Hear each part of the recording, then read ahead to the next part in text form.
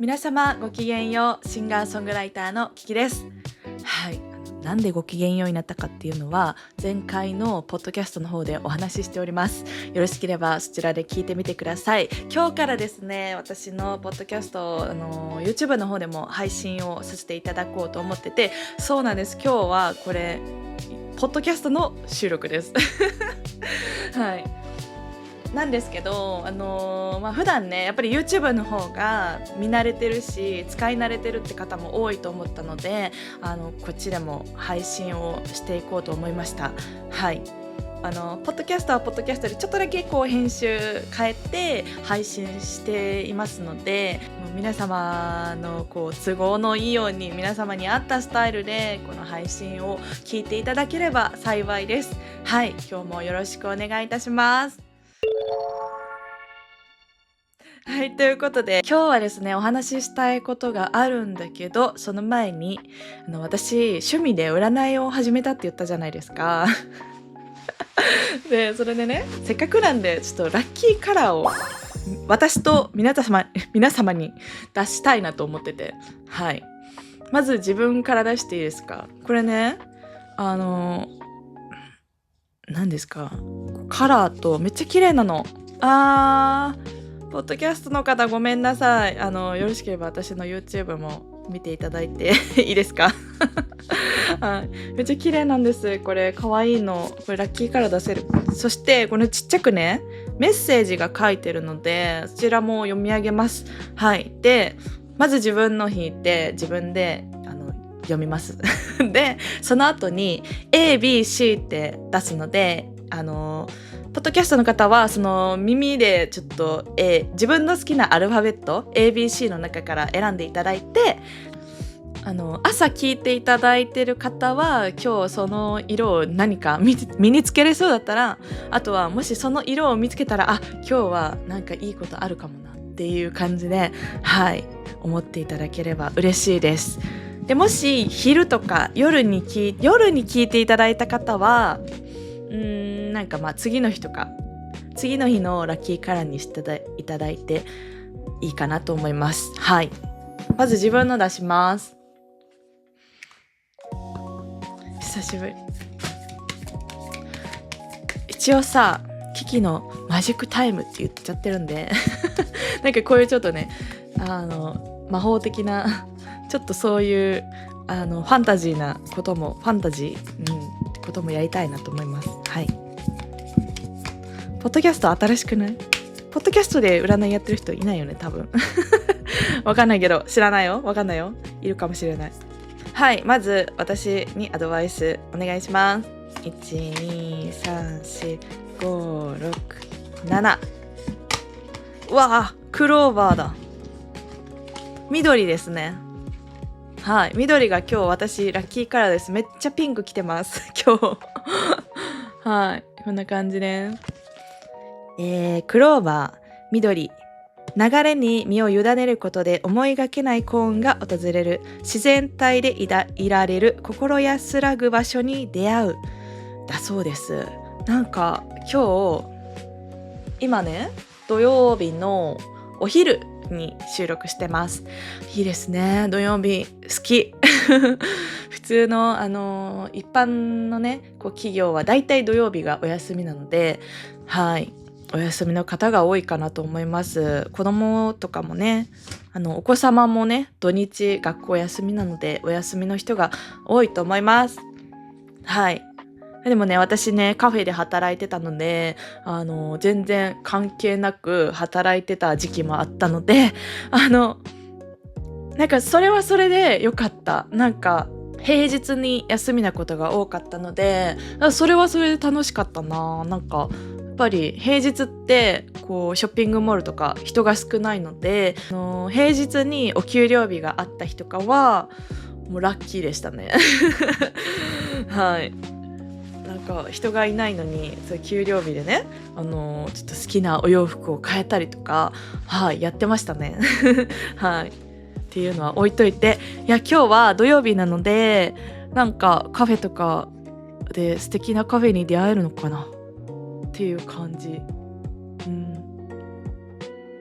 ちょっと今日はじゃあなんか緑、でも緑入ってるか、これ緑でいいか。ちょっとね今ねバランのなんかシースルーみたいな服を着てるんですけど、これね可愛いのお気に入りです。はい、シースルーのお洋服でバラのその葉っぱが描いてるので緑ですね。今日これでいくわ。はい、これでいきますでね、緑のイヤリングあるので緑のイヤリングつけます。はい、そうします。ラッキーカラーイエーイ。こんな感じで皆様にも出したいなと思います。どうしよう、 ABC って言ったけどわかんない。 AB にする。ちょっとね時間が長くなっちゃうので AB にします今日は。はい、まず A、 今のうちに A か B か選んでください。 A か B 選んでくださいね。はい、いきます。1、2、3、4、5、6、7。お、綺麗。A をお選びの皆様いいですか？ブルーです。ブルーとちょっと白、なんかデニムと、白いシャツとか。まだ今日ちょっと寒いかな。でも今日割とあったかい、これからねだんだんあったかくなると思うので、こういうブルーと白と黄色とか、そういうちょっと爽やかな感じ。でもデニムかな。ラッキーカラーちょっとデニムっぽい感じで読み上げます。シリアス。宇宙人の名前ですね。シリアス星ってあるそうなんですけど、はい、その星の名前です。はい、地球は地球なんですけどね、土星とかなんかいろいろありますよね。それのシリアス星っていうのがあるんですよ。あとプレアリス星とかいろいろあるんですけど、はいすいません、どんどん私さいらん話しちゃう。ごめんなさい。読み上げます。知的好奇心を道しるべに古びた価値観をアップデートする。宇宙とつながり有益な知恵を得る。かっこいいね。なんかそうだな。なんか自分の興味あることとか、なんかこれ知りたいなって思ってることとかあると思うんですけど、なんかそれを探しに行く。なんか本屋さんに行ってみるとか、こう人と会ってこうちょっと自分が尊敬してる人とか先輩とか、なんか尊敬できる友達とか、価値観合うお友達と会ってなんかこうアイデアとかインスピレーションをもらうっていう日になりそう日にしていくといいのかなと思います。なんかこう自分のこれが絶対と思ってた価値観みたいなのが、みんなねあると思うんですけど、それを今日は新しく変えてみるっていう日にしてみるといかがですかっていうカードです。はい、素敵。なんかそこですごい自分でもハッとさせられるような、そういう考え方もあるんやっていうことが得られる日になりそうということで、はい、このラッキーカラーを、よろしければ身につけながらお外ね行ってみてください。お休みだとねこうデニムとか、でもどうなんだろう、制服がある方とかはその制服のなんだろう、お店に行くまでの私服あるじゃないですか。私服をちょっとデニムにしたりとか、でもスーツ着られてる方はどうなんだろう、なんかブルー入れれますかネクタイとかちょっと紺のネクタイとか、なんだろう、靴下をちょっと紺色ブルーにしてみるとか、白シャツはいけますよね。白シャツ、黄色とか入れてみてください。はい、次 B さん長くなりました。ごめんなさい長いこれ今日やばいよね。大丈夫かな。 B さんいきますね。 B23457。はい、パープルです。綺麗。クローンっていう意味。いきますよ。魂の成長が進み、人生のステージが変わる。神秘性が高まり、自らの使命が明らかになる。すごくない？すごい一日になりそうですね。紫身につけれますか？なんかお花を買うとかもいいかもしれないですね。紫のお花結構あると思うので、好きです。私もね、たまにこう自分を落ち着かせたい時とかは紫のお花を買ったり、ちょっとアクセサリーつけたりします。はい。なんか紫の服ってあんまりないと思うんですけど、なんかワンポイントとか靴下とか、なんかユニクロとかでちょっと、似合う似合わないはご自身で判断していただいて、紫のちょっとニットを買ってみる、お洋服を買ってみたりとかいいかもしれないですね。はい。でもこれは紫だな。ラッキーカラー紫で。はい。B さんは紫、A さんはデニムカラー、ちょっと紺とか白とかちょっと爽やかな感じね。と紫は落ち着いた感じ。すごいね。人生が変わる。なんか今日もしくは明日もしくは今週、何かその自分がすごい成長できる瞬間があるかもしれないですし、なんかそのお話が来たりとか、なんか自分のやりたいこととかがすごいはっきりする方がもしかしたらいるかもしれない。これのために今があったんやとか、なんか皆さんすごいですね。はい、ということでちょっとこの辺にしといて片付けます。はい、ということでお待たせいたしました。今からメインにね入っていくんですけども、今日は成功者と同じ道をたどって成功できるのかっていうタイトルに沿ってお話をしていきたいなと思います。私ね30歳になったんですけども、その時に親友と電話してて、でキキちゃんってこの20代で達成できたことってあるって聞かれて、で正直ね私のこうビジョンというか目標にしてることにはまだまだ程遠い位置にいるなって思ったので、そんなに誇れるものは正直ないけど、精神的には結構成長したかなって思うし、あと出会いと別れが多かったりとか、本当にいろいろ挑戦してチャレンジしてたくさん失敗もしました。はい。そんな20代だったんですけど、その中で、自分自身がこう教えてくれたことがあって、それは成功者の道をたどっても成功できないなって、思いました。なんか成功って自分で作っていくものなんだなっていうことがはっきり分かって、でそれをなんかこう20代の自分が今の自分にこうプレゼントしてくれたなって思います。はい。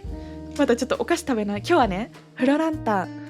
またこれもさ前回同様歯に挟まるタイプ。学習しなさいよって感じなんですけど、いただきます。すいません。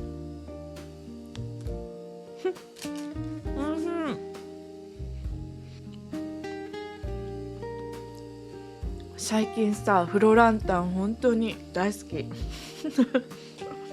ラブです。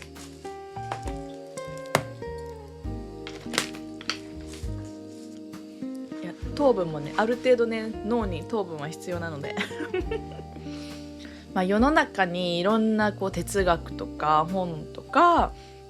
メディアで情報があるので、その皆様に合った答えを見つけていただきたいし、もうね私より先輩の方は見つけてると思うんですけど、今日はね私なりにちょっとお話ししてみたいなと思います。私は結構そのビジョンとか夢とかがはっきりしてる方なので、特にこういう音楽の世界っていろんなこう成功してらっしゃる方がいるじゃないですか。だから自分の目標になる人を見つけやすい世界ではあるなって思ってて、今でももちろん尊敬させていただいてるし、目標にはさせていただいてるんですけども、10代20代の頃とはちょっとニュアンスが違うなって思いますね。はい。なんかあの頃は特にその失敗したことも経験がまず少ないからもう本当に分かんないんですよねどうしたらいいか、どの道に進んだらうまくいくのかとかも全然分かんないし、だからとにかく自分のこう描いてるビジョンに近いで、それで成功してる一流の人を見つけて、その道を私も辿ってみる、同じ環境に行ってみる。でそう、それを続けていれば、そこにいれば、どこかで成功できるんじゃないかっていう風に思ってました。はい。なんかね、そうなんですよ。もうその時はマジでそれが一番正解だなって思ってたので、はい。いろいろやってみて、有名なんですけど、ボイス塾っていうのにも入ったりとか、事務所入ったりとかもしました。で、入るのにもスカウトじゃないからやっぱお金かかるんですよね。で、その時はもう特に経済力なかったし、もういろんな周りの信頼してる人に頭下げて、ちょっとお金を貸していただいて、こう入学したりとか、もう今はもうね、返してるんですけど、で、いろんな人にこう助けてもらいながら、なんとかその道に、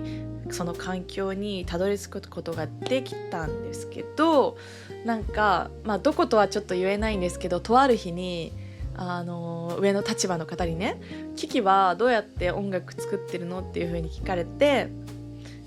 私はインスピレーションを大事にしてますっていう風に答えたら、もうはっきりきっぱり否定されて、インスピレーションなんてないんやみたいな感じで言われて、大阪弁じゃないんですけどね、はい。なんかもうその瞬間、もう私口では言ってないんですけども、心のシャッターがもうシャーンって降りちゃってなんかもうそれを否定されると、私一番自分が大事にしてるものだから、もういいわ、さよならってなったんですよもうその瞬間、言われた瞬間にもう心ではもうその方とは、その場所とはもうさよならしてました。はい。ですけど、しばらくねそこにはいたんですけど、はい。だっていや、インスピレーション、イコール直感だと思うんですけど、めちゃくちゃ大事じゃないですか。なんかこういう芸術とか音楽とかの世界って特にそうだなと思うし、そのね、上の立場の方が言ってることも分かるんですよ。分かるんだけど、そう音楽ってこうコンティニューズしてるというか、その巡り巡ってエッセンスとしてもらって自分のものにして音楽に曲になってるってことも多いので、そうだからその言ってることもすごいわかるんだけど、やっぱインスピレーションはあるよと思ってそうだってさ、普通にさ、そもそもね、音楽がまだ音楽になってない時も、なんかもうピアノがありました。でピアノでもうこう綺麗なフレーズが出来上がって、これが後々そのサイズも大きくなって、でその楽器も増えたりして初めて一つの曲になっていってるので、だからその一番の初めはやっぱりインスピレーションもらって曲になってると思うんですよね。そうだし、普通に生きてて、直感とかよく言いますよね。私ももうここでちょっと引っ越しした方がいいなとか今日はこっちに行った方がいいなとか、本当に音楽だけじゃなくて日々の中からインスピレーションたくさんもらってるし使ってるので、それで実際に曲になったこともあるし、そうなんかインスピレーション浮かんだ曲でなんか作った方が自分的にすごいしっくりくるというか、そう自分で自力でこう出そうと思っても出ないんですよ。やっぱり何かしらこう一生懸命日々生きてて頑張ってて初めてもらえるものなんですよね。だから皆様もお仕事とか日々ねこう頑張ってらっしゃると思うんですけどね、そう必ず頑張ってればちゃんとその人に合ったステージが用意されてるので、導かれるので、もう無駄だと思わずに、そのまま頑張ってる方はそのままこれからも頑張ってほしいなと思います。私も頑張ります。はい。で、何話してたっけ？そう、だからやっぱりインスピレーションって本当に大事で、私の宝物なんですね。だからそれをもう取られちゃうと思ったんですよ。それをなんか取られたらちょっとあかんなと思う。それをもう守るために、そう、それを守るためにやめた。うん。全然なんか厳しいとかは全然耐えれるんですけど、なんか、まあ、そうですね。その時によって、あのそこは耐えて我慢して続けるってことももちろんやってきたし、それも大事だと思うんですけど、なんかまあそれも直感で、なんかここにいても正直花咲かせられないなっていう、本当に未来が見えなかったというか、もう本当に真っ暗に近いぐらい、うん、私の中ではね、私はここは合ってなかったんだなって、入ってから初めて気づきましたね。はい。だからそういうことも、何でもね、やっぱりやってみないとわからないことってあるなって思うし、うーん、結局そのスクールは2年半ぐらいで、事務所は3年ぐらいで辞めちゃったんですけど、でもすごい清々しかったです。その辞める前ってすごいいろいろ考えたし、そうなんか逆算して今のやり方で今の場所で自分はいいのか、自分は成功しているのかっていう、ひたすらその自問自答を繰り返して、で出た答えがもう今私が描いてることだったので、なんかその自分の思いっていうのを言語化できた瞬間で、だからこそ辞めた後もすがすかしかったのかなって思います。なんかこれがもしぼんやりしたままだったら、辞めても雲がねちょっと晴れないままドヨンとしたまま辞めちゃってたのかなって思います。一つだけすごい苦しかったのは、やっぱりいろんな人にお金を援助していただいてやっと入れたところだったので、私が結局払うんだけど、でも一時期はね、決して安くない値段を私を信頼して貸してくれたので、本当にそれだけは申し訳なかったし、もう一生ねこの恩は忘れません。はい。だからもう私はね、もし自分が、もしというかもう私はもうこの夢が成功したら、もう次は自分が誰かの夢を叶えたいって思うし、それは自分の子供かもしれないし、自分でなんかプロデュースするかもしれないし、誰かの夢を応援する側に、必ず回りたいなと思います。まとめるとですね、本当に成功者の方の道をたどっても、自分は同じように成功できないんだなっていうことが本当にはっきり分かりました。ただその事務所が悪い、その塾が悪いっていうことが、言いたいんじゃなくて、ちょっとね私の考え方と、合わないなっていう、だいぶ価値観が合ってなかったっていうのもあったし、私はそこではなんかもうお先真っ暗というか、花咲かせてるイメージができなくなっちゃったんですよ、途中で。外側から見てる時はなんとなく描いてたんですけど、いざ入ってみるとなんかもう全然描けなくなっちゃって、これは無理だなってはい、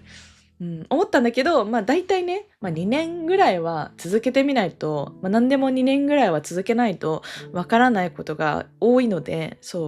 一旦ね、いつもねやってみたことは続けるんですよ。いろんなね成功者の方いると思うんですけど、その方のエッセンス